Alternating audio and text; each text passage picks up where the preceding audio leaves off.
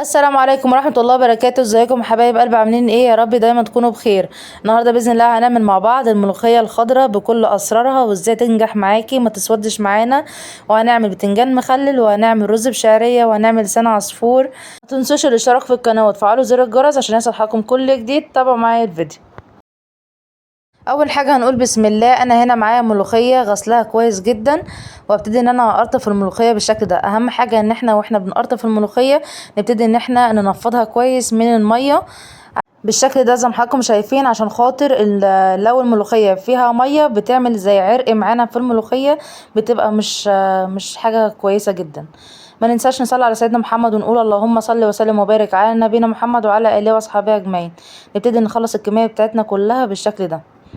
كده خلاص قرطفنا الملوخيه كلها بالشكل ده زي ما حضراتكم شايفين. بعد كده نبتدي ان احنا نفردها على صينيه عشان نتاكد ان الملوخيه ان هي نشفت تماما من الميه، ونبتدي ان احنا نقلبها كل فتره على الوش التاني لغايه ما تنشف معانا، علشان خاطر ما تعملش معانا اي عرق او اي زفلطه كده في الملوخيه.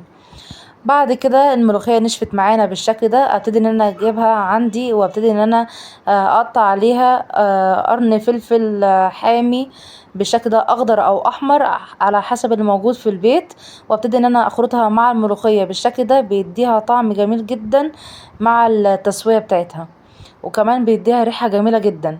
جربوها بجد بالطريقه دي هتعجبكم جدا.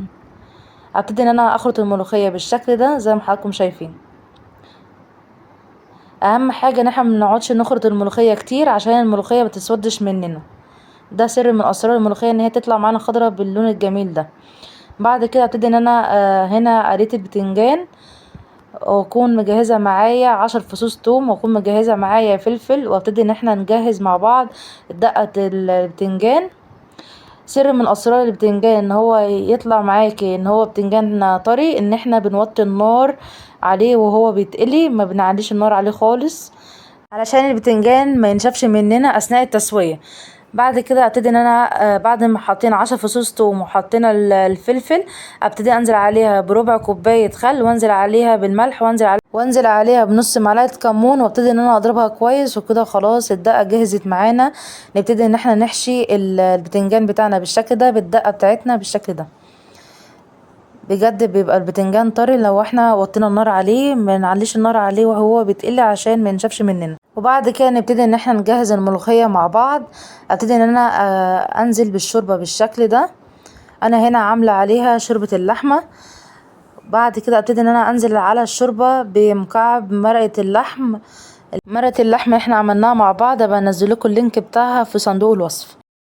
واول ما الشوربه غليت معانا ابتدي ان انا انزل بطبق الملوخيه بالشكل ده واقلبها كويس بالشكل ده، واكون مجهزه معايا معلقه توم مفروم ناعم، وانزل عليها بنص معلقه سمنه، وانزل عليها بمعلقه كزبره ناشفه واحمرها كويس، وانزل بيها على الملوخيه بالشكل ده.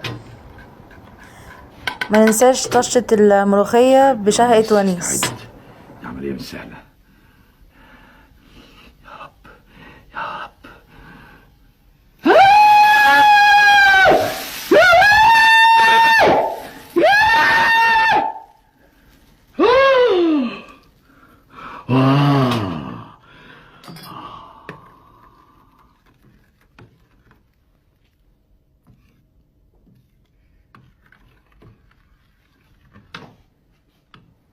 واهم حاجه عشان الملوخيه تطلع معانا خضرة باللون الجميل ده، اهم حاجه ان احنا ما نغطيش الملوخيه بعد ما تستوي، واهم حاجه ان احنا ما نسيبش الملوخيه تغلي كتير على البوتاجاز. مجرد ما خدت معانا الغلوه ونزلنا فيها طشه الثوم، نبتدي ان احنا نطفي النار عليها على طول.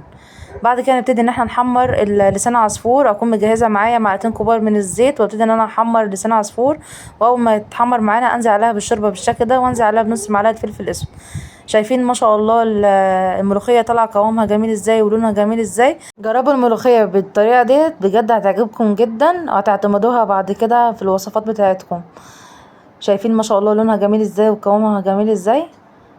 اهم حاجه جنب الملوخيه البتنجان المخلل. شايفين ما شاء الله جميل ازاي. الملوخيه بتتاكل بالعيش او بتتاكل بالرز بالشعريه. وعملنا سلطه بلدي. شايفين ما شاء الله الاكل جميل ازاي، وعملنا لسان عصفور. يا رب الفيديو يكون عجبكم. لايك وشير، واشوفكم في فيديو جديد في حفظ الله.